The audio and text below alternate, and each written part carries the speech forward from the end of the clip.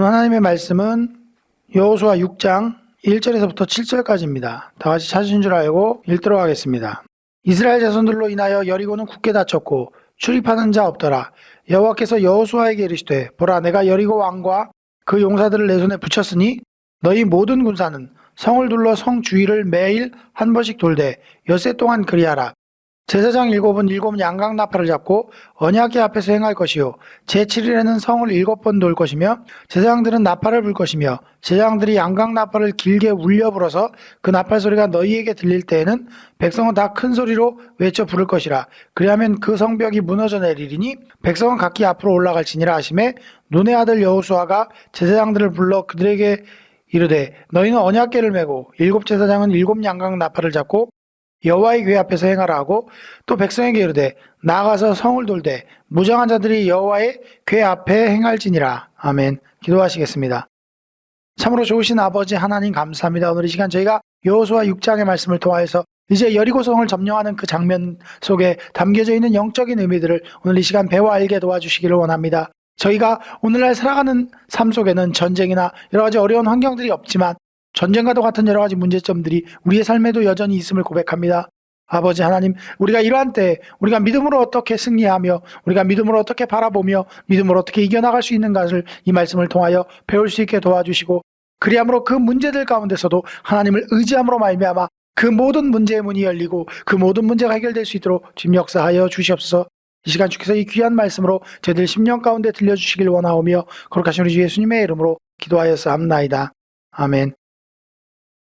6장은요 총 27절까지 나와 있는데 1절에서 7절까지는 여리고의 정복 명령에 대한 이야기고요, 8절에서 14절까지는 여리고성의 이제 함락 작전으로 여리고성 돌기를 시작하죠.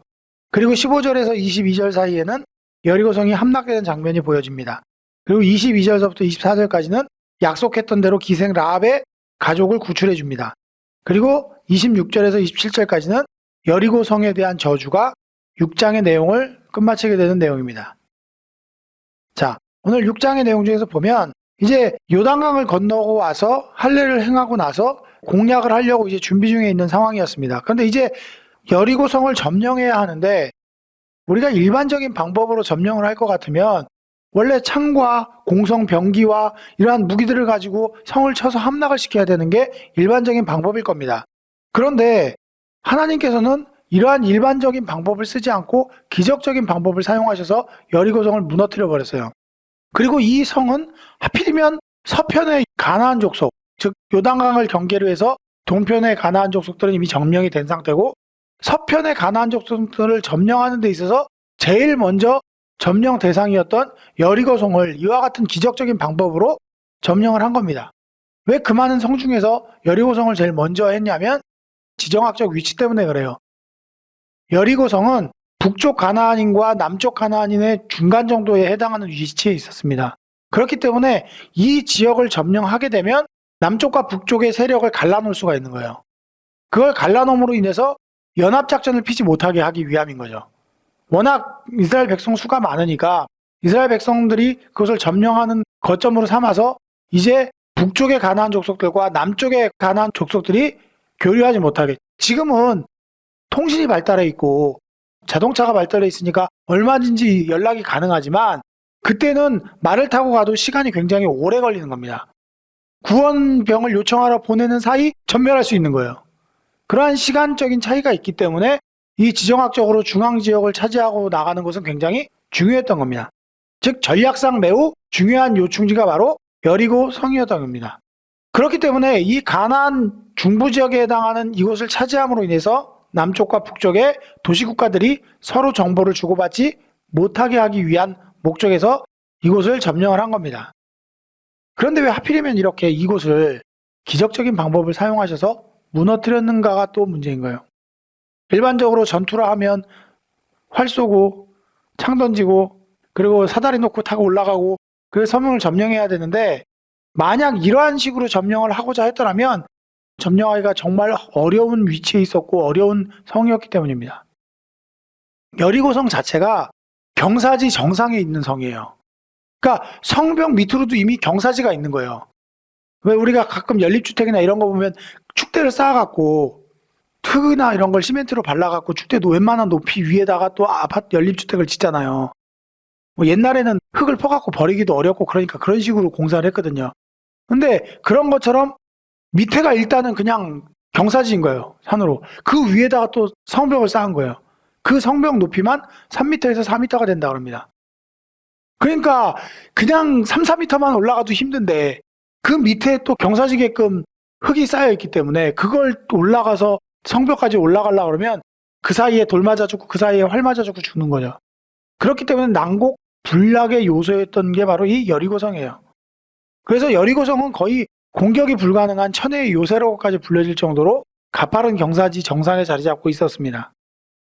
만약 이러한 성을 정상적인 방법으로 공략을 했다가는 쉽게 점령을 할 수 있는 게 아니고 장기전을 치러야 돼요. 장기전을 치르게 되면 다가오는 부담감은 뭐예요? 가나안 북쪽과 남쪽에 있는 가나안 족속들이 연합을 해갖고 뒤를 칠 수 있는 거예요. 그러니까 조속히 여리고성을 무너뜨릴 필요성이 있었던 겁니다. 그렇기 때문에 원래 그 전쟁이라는 게요, 그 전략가들이 얘기하는 거에 의하면 수성을 하면 성을 지키는 자들은 열에 한 명만 있으면 방어를 가능하게 쉽답니다. 그러니까 10배의 병력을 가져야 그 성을 무너뜨리기가 쉬운 거예요. 그만큼 희생자도 많이 나오고 성을 지키기가 용이한 이유가 그런 거죠. 그래서 군대가 많으면 희생을 줄이려면 그냥 가둬놔요. 물을 끊든지 식량을 끊든지 가둬놓고 굶겨 죽입니다. 그렇게 하는 방법들도 있거든요. 그렇기 때문에 그러한 공략법 중에서 장기전으로 갈 수 있는 체계가 아닌 거예요. 지금 상황이. 속전속결을 해야 되는 거죠. 그래서 하나님께서는 이 성을 기적적인 방법으로 무너뜨리신 거예요. 그리고 또 이것이 어떤 의미를 갖냐면 요단강 서편에 있는 가나안의 첫 전투지예요. 여기에서 완전한 승리를 거둬야만 승기를 제압할 수 있는 것이고 그래야만 피해가 더 줍니다. 상대방에 대해서 겁을 많이 먹게 되면 싸워볼 의지를 갖지 못하고 싸움에서 크게 승리할 수 있는 거예요.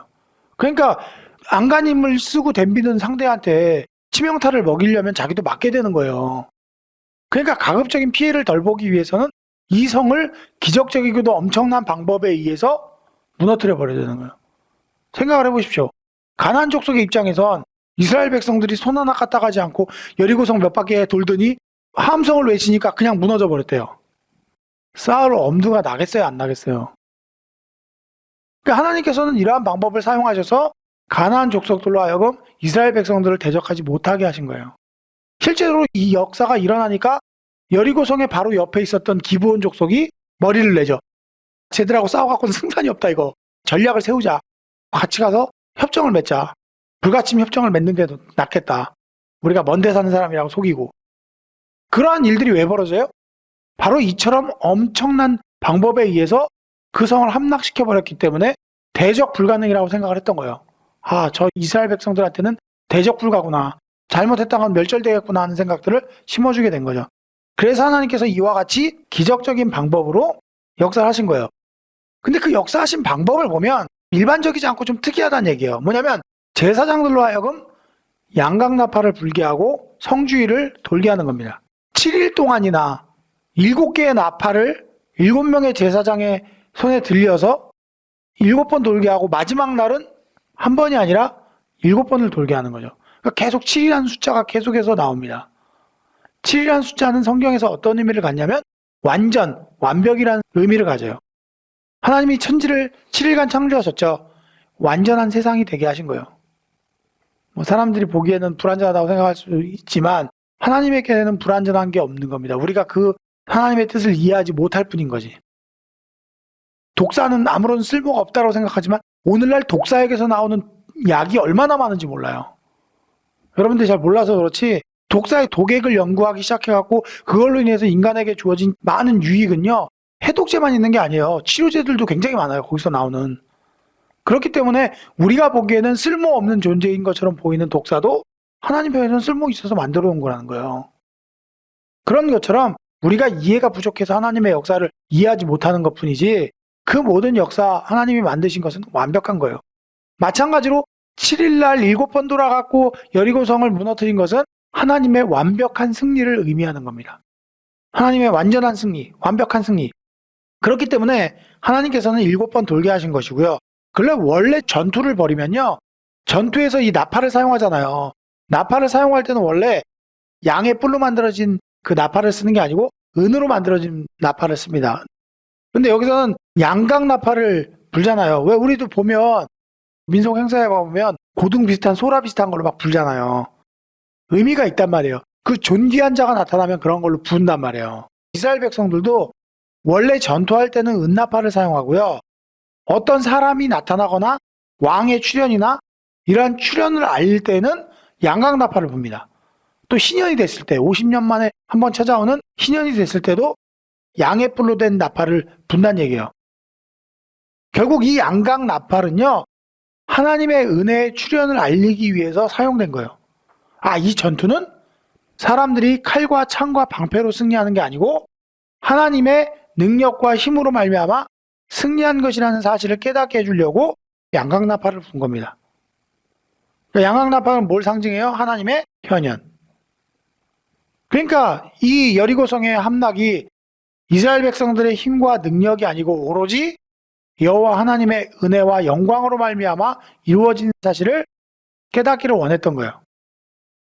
또 그래야만 가나안 족속들이 두려움에 떨 것이고요. 또 하나님은 거기서 그냥 조용히 무너뜨리신 것이 아니라 크게 함성을 지를 때 그 여리고성이 무너지게끔 하신 거예요. 그러니 이 함성 소리가 소문이 퍼져나갔을 때 이 소리를 듣는 사람들이 이스라엘 백성들이 소리만 질러도 두려울 거 아니에요. 소리만 질러도 겁날 거 아닙니까? 두려움에 빠지게 하시려고 이와 같이 양각 나팔을 불고 큰 소리 외칠 때 그 소리가 외쳐짐과 동시에 여리고성이 무너뜨리도록 하신 겁니다. 그래서 하나님은 여리고와 가나안 사람들에게 두려움과 공포심을 심어주기 위해서 이와 같은 방법을 사용하셨고 또 이스라엘 백성들에게는 반대로 자신감이 넘치겠죠. 자기들의 함성 소리로 성벽이 무너지니 얼마나 큰 자신감이 생기겠어요. 그렇기 때문에 7 나팔을 불고 7 바퀴를 돌고 그러나서 큰 소리를 외쳐서 무너뜨린 것은 가장 큰 이유는 그것이 바로 하나님께서 승리하게 하신 사건이라는 것. 이 전쟁이 하나님이 승리자시라는 사실을 깨닫게 하기 위해서 한 겁니다. 자, 8절에서부터 쭉 계속해서 21절까지 결국 그렇게 해서 성이 무너지고 15절에서부터는 이제 라합의 가족만 빼놓고선 나머지 백성들은 전부 다 멸절당하는 장면들이 나옵니다. 자, 15절로 가보면 제7일의 새벽에 그들이 일찍이 일어나서 여전한 방식으로 성을 7번 도니 성을 7번 돌기는 그날뿐이었더라. 7번째 제사장들이 나팔을 불 때 여호수아가 백성들에게 이르되 외치라. 여호와께서 너희에게 이 성을 주셨느니라. 이 성과 그 가운데 모든 물건은 여호와께 바치되 기생 라합과 무릇 그 집에 동거하는 자는 살리라. 이는 그가 우리의 보낸 사자를 숨겼음이니라. 너희는 바칠 물건을 스스로 삼가라. 너희가 그것을 바친 후에 그 바친 어느 것이든지 취하면 이스라엘 진으로 바침이 되어 화를 당하게 할까 두려워하노라. 은금과 동철기구들은 다 여호와께 구별된 것이니 그것을 여호와의 곳간에 드릴지니라. 이에 백성들은 외치고 제사장들은 나팔을 불매 백성이 나팔 소리를 듣는 동시에 크게 소리질러 외치니 성벽이 무너져 내린지라. 백성이 각기 앞으로 나아가 성에 들어가서 그 성을 취하고 성 중에 있는 것들을 다 멸하되 남녀노유와 우양과 나귀를 칼로 멸하니라. 자, 왜 하나님은 이 여리고성에서의 전쟁에서 모든 물건을 이스라엘 백성들이 나눠 갖지 못하도록 하시고 여호와께 바치도록 하신 걸까요? 그것은 이 전쟁의 승리가 이스라엘 백성에게서 말미암은 것이 아니고 여호와 하나님께로부터 말미암은 승리라는 사실을 확실히 하신 거예요. 원래 전쟁에서 이기면요 모든 게 이긴 국가 것이 됩니다. 포로 잡히든 종으로 삼든 죽이든 그들 권한에 있어요. 그렇기 때문에 더더군다나 사람뿐만이 아니라 그들이 소유한 모든 물건도 하나님이 취하심으로 인해서 이 전쟁의 승리가 이스라엘 백성들에게 있는 게 아니고 하나님께 있음을 분명히 한 겁니다. 만약 이 전리품이 이스라엘 백성들이 취하게 되면 가나안 족속들이 생각하기에 또는 다른 나라 사람들이 생각하기에 이 전쟁을 누가 이겼다라고 얘기하겠어요? 이스라엘 백성들이 이겼다고 얘기할 거예요. 근데 하나님은 이 사건만큼은 하나님이 승리한 것으로 해두고 싶으셨던 거죠. 사실은 그래야 이스라엘 백성들이 하나님을 더 의지할 것이고 사실 일반적으로 승리한다 그래도 하나님이 이기게 하신 거잖아요. 꼭 칼과 창을 써서 이기면 이스라엘 백성들이 이긴 건가요? 그렇지 않죠. 그 역사 뒤에도 하나님의 섭리와 하나님의 역사가 있었던 겁니다. 그렇기 때문에 하나님께서는 이 전쟁이 하나님으로 말미암아 승리한 것이라는 사실을 분명히 하기를 원했습니다. 그리고 이렇게 전리품을 취하신 가장 큰 두 가지 의미는요. 이것을 취하심으로 인해서 두 가지 요소, 이스라엘 백성들에게는 봉헌의 의미가 있는 겁니다. 하나님께 바쳐짐, 하나님께 드림. 이스라엘 백성들로 하여금 전리품을 갖다가 완전히 하나님께 돌리게 함으로 인해서 그것을 하나님께 바치는 그 의미로서 하나님은 전리품을 요구하신 거예요. 또 하나는 진멸의 의미. 이건 가나안 백성들에게는, 여리고 백성들에게는 진멸의 의미로서 전리품을 취하신 거예요. 즉 봉헌의 의미는 이 전쟁의 모든 영광을 하나님께 돌리라는 의미인 겁니다. 그리고 진멸의 의미는 하나님의 심판대에 오른 가나안 백성들을 철저히 진멸하심으로 인해서 죄에 대해서 단호히 심판하시는 하나님의 성품을 이스라엘 백성들과 주변 모든 나라들에게 알게 하시기를 원했던 거예요. 죄는 결단코 용서하심이 없다는 겁니다. 하나님은 죄에 대해서는 타협이 없으신 거예요. 그것을 예수 그리스도를 통해서 타협하신 거죠. 죄 지은 인간들을 그리스도를 통해서 모든 죄를 넘기우심으로 말미암아 우리는 심판받지 않게 하신 새로운 법을 주신 거죠. 그렇기 때문에 지금 이 전리품은 봉헌의 의미와 진멸의 의미를 함께 갖는다는 사실을 기억하십시오. 그래서 18절에 바친 물건을 삼가라고 얘기했던 거예요. 만약 바친 물건을 취하게 되면 결국 이스라엘 백성들도 바치는 결과가 된다. 그 얘기는 이스라엘 백성들도 진멸의 대상이 된다는 이야기와 마찬가지인 겁니다. 결국 하나님께 바칠 물건을 취했다가 화를 받게 될 경우 결국 이것을 하나님의 영광을 취하는 엄청난 일을 저지르는 게 되기 때문에 진멸받을 대상이 되는 거죠. 그러니까 전리품을 취하는 것은 하나님의 영광을 훔치는 거하고 똑같은 거예요. 굉장히 무서운 얘기인 거죠. 하나님의 영광을 취했다가 죽은 인간이 누구라고요? 헤롯 아그리파. 아그리파가 연설을 한번 했더니 군중들이 와 이거는 신의 소리요 사람의 소리가 아니로다 이랬더니 기고만장해져 갖고 영광을 자기가 받아버렸잖아요. 그러니까 벌레가 나서 죽었다라고 성경은 기록합니다. 이것처럼 하나님의 영광을 우리가 취해서는 안 돼요. 우리가 흥하거나 잘 되거나 이런 거는요. 하나님께서 우리에게 허락해 주시니까 잘 되는 거예요. 내가 남보다 돈이 좀 많다? 하나님이 허락해 주니까 돈이 많은 거예요. 내가 남들보다 건강하다? 하나님이 허락해 주니까 건강한 거예요. 다 가질 수 없어요.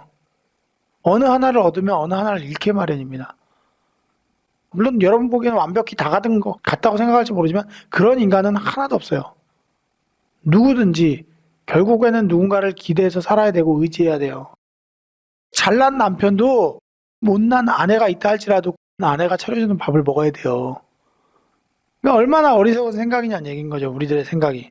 그렇기 때문에 지금 드려진 이 영광은 하나님께서 주신 거예요. 우리가 받아 누리는 풍요로움이나 자유함이나 권세나 능력이나 돈이나 그 모든 것도 하나님이 내게 허락하신 거예요. 스스로 잘났다고 착각하시면 안 돼요. 그게 꼭 교만이에요. 내게 물질을 주신 이도 하나님인 것이고 내게 지혜를 주신 이도 하나님인데 그것이 내 것이라고 생각을 해갖고 이건 내 거니까 이렇게 생각하게 되면 결국 하나님의 영광을 취하는 게 돼요. 그런 자세를 가지니까 감사가 안 나가잖아요. 그리고 더 나아가서 내게 없는 분깃을 남의 것을 보고 배 아파하면 감사가 안 나가요. 나보다 잘 사는 사람 얼마나 배 아파요. 그죠? 근데 부러워하면 감사가 나가요? 절대 안 나가잖아요. 그럼 내 것이 아닌데 남의 것 갖고 배 아파하지 말란 얘기예요. 하나님은 내게 주시고 싶은 게 있단 말이에요. 내 것이 아닌데 내가 욕심난다고 그게 내게 되냐고요. 오히려 그 사람에게 역사하신 하나님의 은혜를 찬양하고 감사할 때 내게 주신 것도 감사할 수 있게 되는 거예요. 저마다 달리 생긴 얼굴처럼 하나님께서는 우리에게 다른 은혜, 다른 역할을 주신 거예요. 그렇기 때문에 그 주어진 것이 하나님이 주신 건 줄 알고 감사해야 됩니다. 당연히 여길 것이 아니고. 내가 남들보다 말을 잘하면 그 말 잘하는 것을 가지고 감사히 여기셔야 돼요. 내가 다른 사람보다 지혜로우면 그 지혜를 인해서 감사해야 되는 거예요. 그러니까 모든 영광은 누구에게 돌아가야 돼요? 하나님께 돌아가야 되죠. 자기 자랑으로 삼아서도 또는 불평이나 원망의 거리로 삼아서도 안 된다는 겁니다. 그런 걸 알게 하시려고 하나님은 이 모든 영광을 하나님께 돌리도록 하신 거예요. 그게 성도의 기본적인 삶인 거예요. 그랬더니 개 중에 한 사람이 그 물건을 훔치죠. 어리석게도. 훔치는 문제는 이제 7장에서 나오니까 다음 장에서 여러분과 이야기를 해보도록 하고, 오늘 우리가 얘기해 볼 문제 중에 한 가지는 왜 하나님께서 여리고성을 진멸하는데 뭐라고 얘기해요? 21절에 보면 성 중에 있는 것들은 다 멸하되 남녀노유와 우양과 나귀를 칼날로 멸하니라. 왜 남녀노유를 다 멸하라고 했을까요? 남녀, 남자와 여자, 노유, 어린아이와 노인을 다 죽이라고 그랬어요. 때에 따라서는 어린아이가 무슨 죄가 있다고 어린아이를 죽입니까? 심지어 그뿐만이 아니라 우양, 소나 양이나 또 나귀까지도 다 모든 짐승을 진멸하라고 하셨습니다. 우리가 알아야 될 건요, 여리고성을 제외한 다른 성들은 이렇게 진멸하지 않았어요. 북가나안도 남가나안도 아주 철저하게 괴멸시키지 않았어요. 이 여리고성만 아주 철저하게 괴멸을 시켰어요. 왜 이렇게 하셨냐면, 여러분 생각할 때는 잔인하다고 할지 모르겠지만 이 여리고성의 죄악이 그만큼 관영했다는 얘기예요. 심판을 받기에 부족함이 없었다는 얘기예요. 그래서 민수기 13장 12절에서 16절에 보면 거기선 이렇게 얘기합니다. 이 가나안 백성들 뿐만이 아니라 이스라엘 백성들 스스로도 만약에 우상숭배를 하거나 또 그러한 우상숭배의 혐의가 확실한 경우에는 확실하게 진멸해버리라고 합니다. 하물며 이스라엘 백성들도 그렇게 진멸하라고 했는데 가나안 백성들이 그냥 두겠냐고요.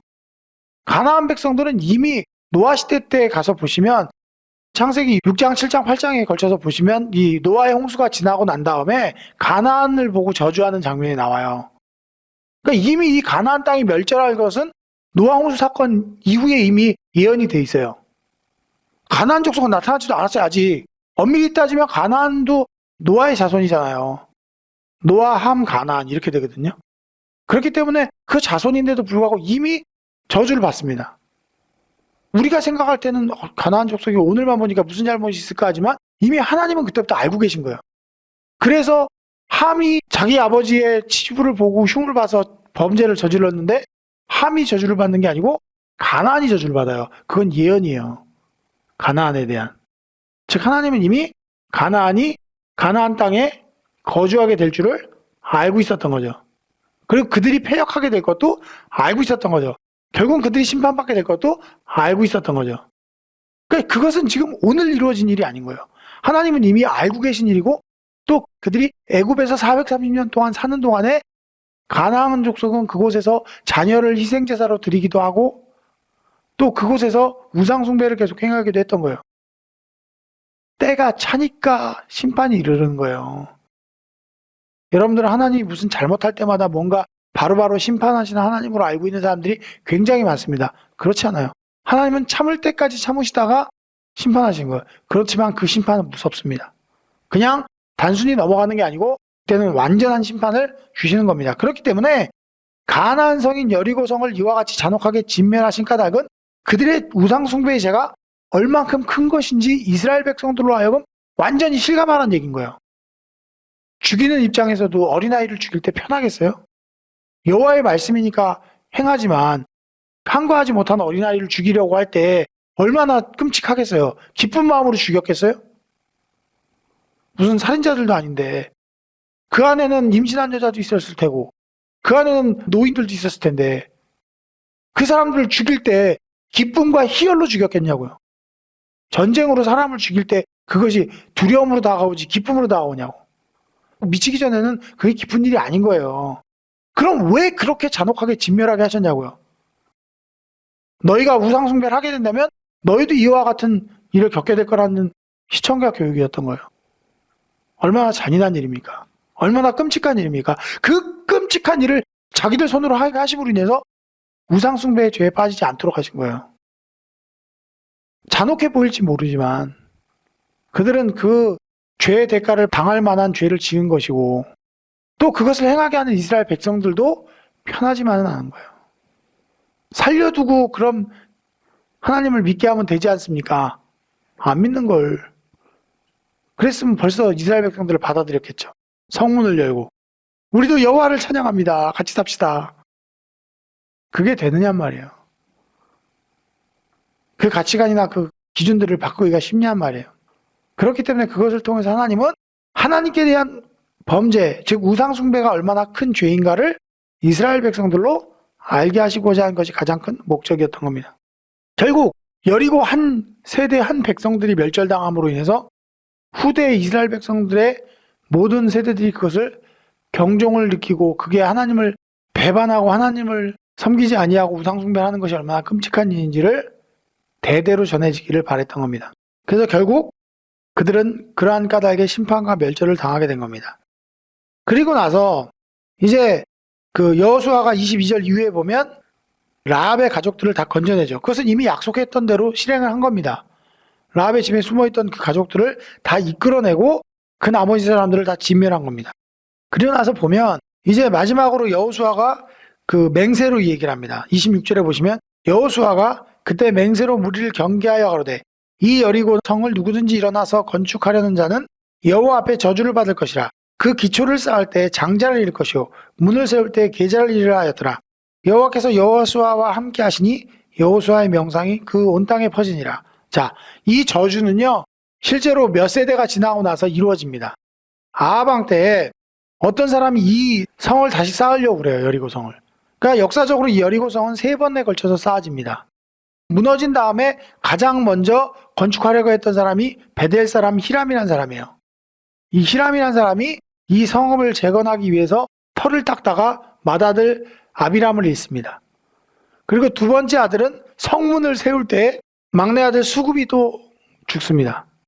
그러니까 지금 여호수아가 얘기한 대로 기초를 쌓을 때는 장자를 잃을 것이요 문을 세울 때는 계자를 잃으라는 말 그대로 이루어진 거예요. 그러니까 이렇게 맹세로 한 저주는요 안 없어져요. 사람의 말이 얼마나 무서운 건데. 매로 때려갖고 몸에 남는 멍들거나 상처나는 거는 육체가 나면 그만이지만 말로 주는 상처는 진짜 평생 가요. 못 잊는 거거든요. 마찬가지로 이러한 피 맺힌 맹세는요 이루어져요. 여러분 성경에서 그러잖아요. 말 조심하라 그러잖아요. 말한 대로 된다고. 말한 대로 될 것 같으면 배고파 죽겠다, 더워 죽겠다, 추워 죽겠다, 괴로워 죽겠다. 왜 아직까지 살아있냔 말이에요. 가슴에 맺혀서 마음에 담긴 고백은요 맹세와도 같습니다. 그러니까 여러분들이 뭔가 하실 때 피 맺히게 말을 내면 안 돼요. 이처럼 맹세 같은 언약들, 맹세 같은 마음의 고백들은 이루어집니다. 말을 함부로 하지 말아야 될 이유가 무턱대고 마음에도 없는 말이 아니라 여러분이 마음을 담아서 말할 때 조심해야 돼요. 그건 열매를 맺습니다. 그렇기 때문에 말을 조심해서 해야 되는 이유는 마음이 담긴 말을 할 때 조심하라는 이유입니다. 누구한테 원망이 들거나 미움이 들 때 말 함부로 하지 마십시오. 축복의 말은 마음껏 내뱉어도 돼요. 근데 여러분이 서운한 게 있거나 마음에 맺힌 게 있어서 마음을 담아서 말할 때는요 그게 이루어져요. 물건도요 이제 이거 다 썼어 이제 그만 써야지 그럼 고장나요. 멀쩡하던 것도. 그러니까 진짜로 마음에 담아서 하는 얘기들은 이루어지는 힘이 있어요. 그렇기 때문에 마음이 담겼을 때 함부로 말하지 마십시오. 왜? 그 저주가 합당하면 그 사람에게 가겠지만 그 저주가 합당치 않으면 자기 머리로 돌아오기 때문인 겁니다. 그렇기 때문에 여호수아가 저주한 대로 아합 왕 시절에 히람이 이 성을 짓다가 두 아들을 다 잃어야 했습니다. 그러니까 벌써 이 저주가 언제적 저주냔 말이에요. 몇백 년이 지난 후에도 그 저주는 응했다는 거예요. 왜 그럽니까? 하나님이 살아계셔서 역사하시기 때문인 거예요. 그래서 성경에는 가난한 자의 옷을 뺐거든 저녁 때까지 가지고 있지 말고 돌려주라 그러죠. 그가 잘 때 추위에 덜덜 떨면서 그 사람을 원망하고 저주할 거니까. 그래서 다른 사람한테 마음에 원망거리를 심어주지 말라는 거예요. 그 원망이나 저주가 합당한 것이면 그 저주는 내가 받아야 돼요. 그래서 좋게 사는 게 좋다라고 성경은 얘기하는 것이죠. 자, 다음은요 7장을 가지고 여러분과 말씀을 나가도록 하겠고요. 기도하시겠습니다. 참으로 좋으신 아버지 하나님 감사합니다. 오늘 이 시간 저희가 이 귀한 은혜의 말씀을 들음으로 말미암아 정말로 여리고성을 인간적인 방법이 아니라 하나님의 능력과 섭리로 무너뜨리시고 승리하게 하신 것을 기억합니다. 정말로 우리의 삶 속에서 우리가 미처 발견치 못할지라도 하나님 섭리와 역사로 되어진 일들이 얼마나 많습니까? 우리가 그러한 섭리들을 깨달아 알게 도와주시고 그러한 섭리 가운데 감사와 영광을 하나님께 돌려드리기에 부족함이 없는 주의 백성들 될 수 있도록 주님 역사하여 주시옵소서. 이 시간 주께서 함께해 주시고 이 귀한 은혜의 말씀들을 채워주심을 감사드리오며 거룩하신 우리 주 예수님의 이름으로 기도하였사옵나이다. 아멘. 구독, 좋아요, 알림 설정 해주세요. Subscribe, like, set notifications.